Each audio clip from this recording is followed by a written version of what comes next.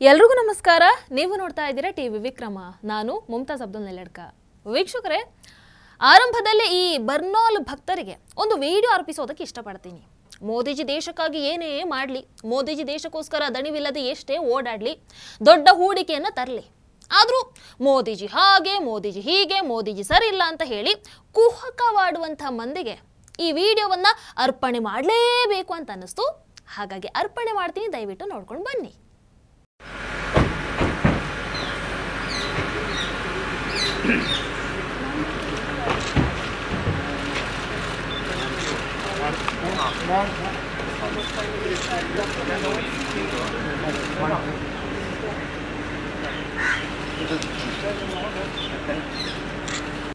ನೋಡಿದ್ರಾ? ವಾರೆವಾ, ನಿಮ್ಮ ಅಚ್ಚುಮೆಚ್ಚಿನ ಹಿಂದಿನ ಪ್ರಧಾನಿ ಡಾಕ್ಟರ್ ಮನಮೋಹನ್ ಸಿಂಗ್ ಅವರ ಅವಸ್ಥೆ ಹೇಗಿತ್ತು ಅನ್ನುವಂಥದ್ದನ್ನ ನೋಡಿದ್ರಲ್ವಾ? ಇಂತಹ ಪ್ರಧಾನಿಯನ್ನ ಪಡೆಯುವಷ್ಟು ಪುಣ್ಯವಂತರು ನಾವು ಆಗೋದೇ ಬೇಡ ಅಂತ ನಾನು ಯಾವಾಗಲೂ ದೇವರ ಹತ್ರ ಬೇಡ್ಕೊಳ್ತೀನಿ. ವೀಕ್ಷಕರು, ನಾವು ಟಿವಿ ವಿಕ್ರಮದಲ್ಲಿ ಯಾವಾಗಲೂ ಹೇಳ್ತಾ ಇರ್ತೀವಿ, ಇದು ನವ ಭಾರತ, ಮೋದಿಜಿಯವರ ನವ ಭಾರತ ಅಂತ. ಇಲ್ಲಿ ನಾವು ಯಾರ ಮುಂದೆ ಕೂಡ ತಲೆ ಬಾಗುವಂತ ಅವಶ್ಯಕತೆ ಇಲ್ಲ, ಅಂಡ್ ನಾವು ತಲೆ ಬಾಗೋದು ಇಲ್ಲ. ಈಗ ಏನಿದ್ರು ಬೇರೆಯವರು ನಮ್ಮ ಮುಂದೆ ತಲೆ ಬಾಗೋದಷ್ಟೇ. ಆದ್ರೂ ಒಂದಷ್ಟು ಮಂದಿ ಉರ್ಕೊಳ್ಳೋರು ಹೇಳ್ತಾರೆ, ಹ್ಞೂ ನೋಡಿದೀವಿ, ನಿಮ್ಮ ಮೋದಿಜಿ ಟ್ರಂಪ್ ಎದುರು ಸರೆಂಡರ್ ಆಗ್ಲಿಲ್ವಾ ಅಂತ ಹೇಳ್ತಾರೆ. ಅಂಥವ್ರಿಗೆ ಏನು ಹೇಳೋದು? ಒಂದವರಿಗೆ ಸತ್ಯ ತಿಳ್ಕೊಳ್ಳುವಂತಹ ವ್ಯವಧಾನ ಇಲ್ಲ, ಇನ್ನೊಂದು ಮೋದಿಜಿ ಮಾಡ್ತಾ ಇರುವಂತಹ ಒಳ್ಳೆಯ ಕೆಲಸವನ್ನ ನೋಡಿ ಸಹಿಸ್ಕೊಳ್ಳೋದಕ್ಕಾಗ್ತಾ ಇಲ್ಲ. ಅಂಥವ್ರನ್ನ ನಾವು ಏನು ಮಾಡಿದ್ರು ಸರಿ ಮಾಡೋದಕ್ಕಾಗಲ್ಲ ಬಿಡಿ. ಅಂಥವರಿಗೆ, ಅಂತಹ ಬರ್ನಾಲ್ ಭಕ್ತರಿಗೆ ಇನ್ನೊಂದು ವಿಡಿಯೋವನ್ನ ಹಾಕ್ತೀನಿ, ದಯವಿಟ್ಟು ನೋಡ್ಕೊಂಡು ಬನ್ನಿ.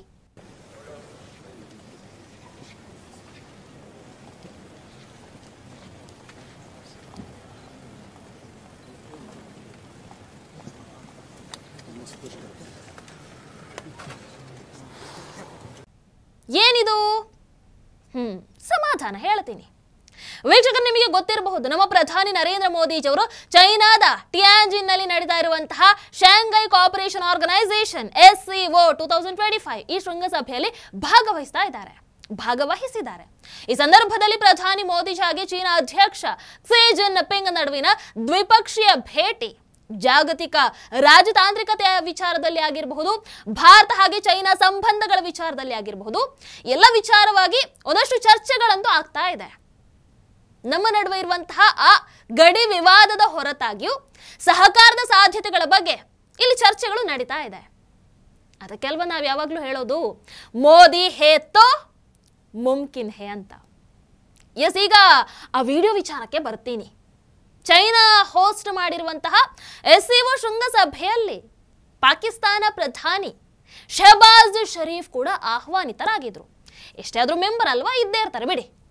ಚೈನಾ ಅಧ್ಯಕ್ಷ ಆಹ್ವಾನ ಮಾಡಿರೋದಕ್ಕೆ ಈ ಶಹಬಾಜ್ ಶರೀಫ್ ಅವರಿಗೆ ಒಂದು ಸ್ವಲ್ಪ ಆದ್ರೂ ಮರ್ಯಾದೆ ಕೊಡ್ಬೇಕಲ್ವಾ? ಕೊಡ್ಲೇ ಇಲ್ಲ ನೋಡಿ, ಅವಮಾನ ಮಾಡಿಬಿಟ್ರು. ಶಹಬಾಜ್ ಶರೀಫ್ ಅವರು ಚೈನಾ ಅಧ್ಯಕ್ಷ ಕ್ಸಿ ಜಿನ್ಪಿಂಗ್ ಅವರ ಜೊತೆಗೆ ಹ್ಯಾಂಡ್ ಶೇಕ್ ಮಾಡೋಣ ಅಂತ ಹೋಗ್ತಾರೆ. ಆದ್ರೆ ಕ್ಸಿ ಜಿನ್ಪಿಂಗ್ ಇದಾರಲ್ವಾ, ನೋಡಿಯೂ ನೋಡ್ದ ಹಾಗೆ ಮಾಡಿ ಸೀದಾ ಹೋಗ್ಬಿಟ್ರು. ಛಾ ಛಾ ಛಾ ಛಾ ಛಾ. ನಾನು ಕೆಲ ವಾರಗಳ ಹಿಂದೆ ಒಂದು ಕಾರ್ಯಕ್ರಮದಲ್ಲಿ ಹೇಳಿದ್ದೆ ನಿಮಗೆ, ಆಪರೇಷನ್ ಸಿಂಧೂರದ ಸಮಯದಲ್ಲಿ ಚೈನಾ ಪಾಕಿಸ್ತಾನಕ್ಕೆ ಸಹಾಯವನ್ನ ಮಾಡಿದೆ. ಆದರೆ ಆಮೇಲೆ ಈ ಪಾಕಿಸ್ತಾನ ಏನು ಟ್ರಂಪ್ ಜೊತೆಗೆ ಕೈ ಜೋಡಿಸ್ತಾ ಇರುವಂಥದ್ದಾಗಿರಬಹುದು, ಅವರ ಜೊತೆಗೆ ಒಪ್ಪಂದವನ್ನ ಮಾಡ್ಕೊಳ್ತಾ ಇರುವಂಥದ್ದಾಗಿರಬಹುದು, ಹೀಗೆ ಪಾಕಿಸ್ತಾನದ ಎಲ್ಲ ಆಟವನ್ನ ನೋಡಿ ಅಯ್ಯೋ ನಿಮ್ಮ ಸಹವಾಸನೆ ಬೇಡಪ್ಪ ಅಂತ ಚೈನಾ ಅಂತರವನ್ನ ಕಾಯ್ದುಕೊಳ್ತಾ ಇದೆ. ಅವರು ಬಲೂಚಿಸ್ತಾನದ ಜೊತೆಗೆ ಒಂದ್ ಸ್ವಲ್ಪ ಹತ್ರ ಆಗ್ತಾ ಇದ್ದಾರೆ. ಇದನ್ನು ನಾನು ಈ ಹಿಂದೆನೆ ಹೇಳಿದ್ದೆ. ಇವತ್ತು ಅದಕ್ಕೆ ಸರಿಯಾದಂತಹ ಸ್ಪಷ್ಟನೆ ಕ್ಸಿ ಜಿನ್ಪಿಂಗ್ ವಿಶ್ವದ ಎದುರೇ SCO ಶೃಂಗಸಭೆಯಲ್ಲಿ ಪಾಕಿಸ್ತಾನಕ್ಕೆ ಕೊಟ್ಟಿದೆ ಅಂತ ಹೇಳಿದ್ರು ತಪ್ಪಾಗಲ್ಲ. ವೀಕ್ಷಕರ, SCO ಶೃಂಗಸಭೆಯಲ್ಲಿ ಮೋದಿಜಿ ಬಹಳ ಸ್ಪಷ್ಟವಾಗಿ ಹೇಳ್ತಾರೆ, ಭಯೋತ್ಪಾದನೆಯ ವಿಚಾರದಲ್ಲಿ ನಾವು ಯಾವತ್ತೂ ಕೂಡ ಡಬಲ್ ಸ್ಟ್ಯಾಂಡರ್ಡ್ ಅನ್ನ ಒಪ್ಪಲ್ಲ. ಭಯೋತ್ಪಾದನೆಗೆ ಬೆಂಬಲ ಇಲ್ಲ ಅಂತ ಅಂದ ಮೇಲೆ ಇಲ್ಲ ಅಷ್ಟೇ. ಭಯೋತ್ಪಾದನೆಯನ್ನು ಯಾರೆಲ್ಲ ಬಹಿರಂಗವಾಗಿ ಬೆಂಬಲಿಸ್ತಾರೋ ಅಂಥವರು ಮಾನವೀಯತೆಗೆ ಸವಾಲನ್ನ ಹಾಕ್ತಾ ಇದ್ದಾರೆ. ನಾವು ಆ ವಿಚಾರದಲ್ಲಿ ಒಗ್ಗಟ್ಟಾಗಿ ನಿಲ್ಲಬೇಕು. ಎಲ್ಲಾ ರೀತಿಯಲ್ಲೂ ಕೂಡ ಭಯೋತ್ಪಾದನೆಯನ್ನ ಪ್ರತಿಯೊಬ್ಬರು ಕೂಡ ವಿರೋಧಿಸಬೇಕು. ಈ ರೀತಿ ಹೇಳೋ ಮೂಲಕ ಮೋದಿಜಿ ಪಾಕಿಸ್ತಾನಕ್ಕೆ ಮಾತ್ರ ಅಲ್ಲ, ಚೈನಾದಲ್ಲೇ ನಿಂತ್ಕೊಂಡು ಚೈನಾಗೆ ಕೂಡ ನಮ್ಮ ಸಂದೇಶ ಏನನ್ನುವಂಥದ್ದನ್ನ ಸ್ಪಷ್ಟವಾಗಿ ರವಾನೆ ಮಾಡಿದ್ದಾರೆ.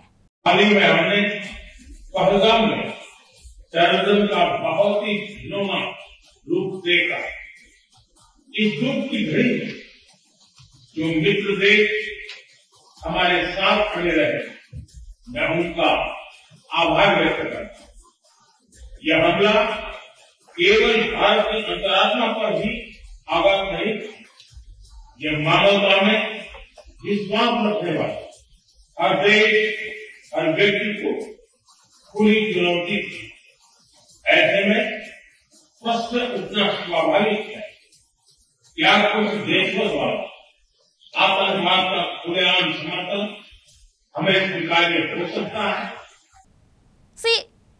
ನಾನು ಅದನ್ನೇ ಯಾವಾಗಲೂ ಹೇಳೋದು, ಭಾರತ ಮೋದಿಜಿಯವರ ನವ ಭಾರತ ಯಾರಿಗೂ ಹೆದರ್ಕೊಂಡು ಕೂರಲ್ಲ, ನುಗ್ತಾ ಇರೋದೆ, ಕೊಡಬೇಕಾಗಿರುವಂಥದ್ದನ್ನ ಆನ್ ಫೇಸ್ ಕೊಡ್ತಾ ಇರೋದೆ.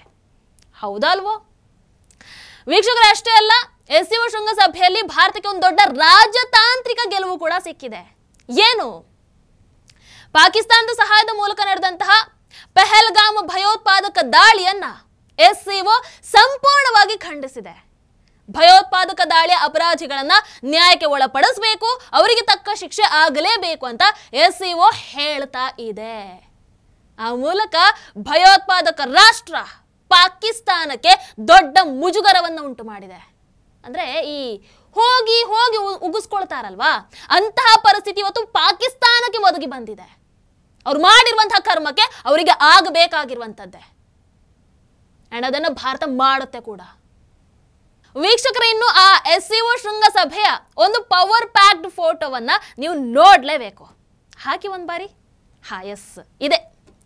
SCO ಶೃಂಗಸಭೆಗೂ ಮುನ್ನ ಮೋದಿಜಿ, ಪುಟಿನ್, ಕ್ಸಿ ಜಿನ್ ಪಿಂಗ್ ಬಹಳ ಕ್ಲೋಸ್ ಆಗಿ ನಗ್ನಗ್ತಾ ಮಾತನಾಡ್ತಾ ಇರುವಂಥದ್ದನ್ನು ನೀವು ಕಾಣಬಹುದು. ಏನು ಮಾತಾಡಿದವರು ನಮಗೆ ಗೊತ್ತಿಲ್ಲ, ಆದರೆ ಬಹುಶಃ ಡೊನಾಲ್ಡ್ ಟ್ರಂಪ್ ಅವರಿಗೆ ಈ ಮೂಲಕ ಒಂದಷ್ಟು ಸಂದೇಶ ಅಂತೂ ಸ್ಪಷ್ಟವಾಗಿ ರವಾನೆ ಆಗಿದೆ. ಹೌದಲ್ವೋ? ಆಮೇಲೆ ಈ ಒಂದು ವಿಡಿಯೋವನ್ನು ನೀವು ನೋಡ್ಕೊಂಡು ಬನ್ನಿ.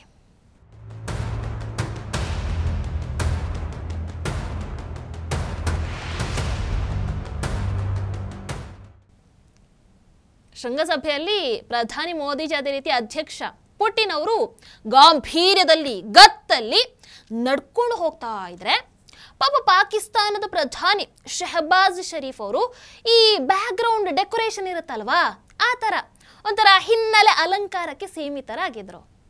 ನೋಡ್ತಾ ಇದ್ದೀರಲ್ವಾ? ಅಲ್ಲ, ನನಗನ್ಸುತ್ತೆ ಹೇಗೂ ಶಹಬಾಜ್ ಶರೀಫ್ ಅವರಿಗೆ ಆಗಿರಬಹುದು, ನಾನಂತೂ ಇವ್ರ ಥರ ಇರೋದಕ್ಕಾಗಲ್ಲ, ನನಗೆ ಆ ಯೋಗ್ಯತೆಯೂ ಇಲ್ಲ, ಇವ್ರ ಜೊತೆ ಹೋಗೋದಕ್ಕೂ ಆಗಲ್ಲ, ಅಟ್ಲೀಸ್ಟ್ ಅವರು ನಡ್ಕೊಂಡು ಹೋಗೋದನ್ನಾದರೂ ಕಣ್ತುಂಬಿಕೊಳ್ಳೋಣ ಅಂತ ಪಾಪ ಮುಂದಿನ ಸಾಲಿನ ಟಿಕೆಟನ್ನು ಖರೀದಿಸಿರಬಹುದು ಏನೋ ಅಲ್ವಾ? ಇದು ನವ ಭಾರತ. ನಾನಾಗಲೇ ಹೇಳಿದ ಹಾಗೆ, ನೀವು ತಪ್ಪು ಮಾಡಿದ್ದೀರಾ ಅಂತಂದರೆ ಪ್ರತಿ ಕ್ಷಣ ನೀವು ಅದಕ್ಕೆ ಬೆಲೆಯನ್ನು ತೆರ್ತಾ ಇರ್ತೀರಷ್ಟೇ. ಇನ್ನು ಕೊನೆಯದಾಗಿ ಈ ಬರ್ನಾಲ್ ಭಕ್ತರು ಯಾರೆಲ್ಲ ಮೋದಿಜಿಯವರನ್ನ ಬಹಳ ವಿರೋಧ ಮಾಡ್ತೀರಲ್ವಾ, ಒಂದನ್ನು ನೆನಪಲ್ಲಿ ಇಟ್ಕೊಳ್ಳಿ, ನಾವು ಅಂದ್ರೆ ನಿಮ್ಮ ಪಾಲಿನ ಅಂಧ ಭಕ್ತರು ಭಾರತದ ವಿರುದ್ಧ ಇರುವಂಥವರನ್ನು ಯಾವತ್ತಿದ್ರು ನಮ್ಮ ಶತ್ರುಗಳು ಅಂತಾನೆ ನೋಡೋದು. ಆದರೆ ನೀವು ಪಪ್ಪು ಆ್ಯಂಡ್ ಗ್ಯಾಂಗ್ ಭಾರತ ವಿರೋಧಿಗಳು, ನೀವು ಯಾವತ್ತಿದ್ರು ಭಾರತದ ವಿರುದ್ಧ ಇರುವಂಥವರು ನಮ್ಮ ಸ್ನೇಹಿತರು ಅಂತ ನೋಡೋದು. ನೀವುಗಳು ಭಾರತವನ್ನ ಯಾರಾದ್ರೂ ಒಡೆಯೋದಕ್ಕೆ ಬರ್ತಾರೆ ಅಂತಂದ್ರೆ ಸೀದಾ ಹೋಗಿ ಅವರ ಜೊತೆ ನಿಂತ್ಕೊಂಡು ಬಿಡ್ತೀರಾ. ಭಾರತದ ಪರ ಯಾರೇ ಇರಲಿ ಅವರೆಲ್ಲರೂ ಕೂಡ ನಿಮ್ಮ ಪಾಲಿನ ಶತ್ರುಗಳಾಗಿರ್ತಾರೆ. ಅದಕ್ಕೋಸ್ಕರ ನಿಮಗೆ ಮೋದಿಜಿಯವರನ್ನ ಕಂಡ್ರೆ ಉರಿ, ಆದ್ರೆ ಏನು ಮಾಡೋಕ್ಕಾಗಲ್ಲ. ನೀವುಗಳು ಬರ್ನಾಲ್ ಆದಷ್ಟು ಜಾಸ್ತಿ ಖರೀದಿ ಮಾಡಿ ಇಟ್ಕೊಳ್ಳೋದೇ ಬೆಸ್ಟ್ ಅಂತ ಅನ್ಸುತ್ತೆ ನನಗೆ. ಯಾಕಂದ್ರೆ ಇಂತಹ ಪವರ್ಫುಲ್ ಸಂದರ್ಭಗಳನ್ನ ಆವಾಗವಾಗ ನೋಡುವಂತಹ ಭಾಗ್ಯವನ್ನ ಸ್ವತಃ ಮೋದಿಜಿ ಅವರೇ ನಿಮಗಾಗಿ ಕಲ್ಪಿಸಿ ಕೊಡ್ತಾ ಇರ್ತಾರೆ. ನೋಡ್ತಾ ಇರಿ, ಊರ್ಕೊಳ್ತಾ ಇರಿ. ನನ್ನ ದೇಶ ನನ್ನ ಹೆಮ್ಮೆ, ನಮ್ಮ ಪ್ರಧಾನಿ ನಮ್ಮ ಹೆಮ್ಮೆ. ಭಾರತ್ ಮಾತಾ ಕಿ ಜೈ. ಟಿವಿ ವಿಕ್ರಮ, ದೇಶ ನಿಮ್ಮ ಕೈಯಲ್ಲಿ. ಈ ಕಾರ್ಯಕ್ರಮ ನಿಮಗೆ ಇಷ್ಟ ಆಗಿದ್ದಲ್ಲಿ ಲೈಕ್, ಶೇರ್ ಹಾಗೂ ಕಮೆಂಟ್ ಮಾಡಿ. ಟಿವಿ ವಿಕ್ರಮದ ಕಾರ್ಯಕ್ರಮಗಳನ್ನು ನಿರಂತರವಾಗಿ ವೀಕ್ಷಿಸಲು ಸಬ್ಸ್ಕ್ರೈಬ್ ಮಾಡಿ, ಬೆಲ್ ಐಕನ್ ಒತ್ತಿ.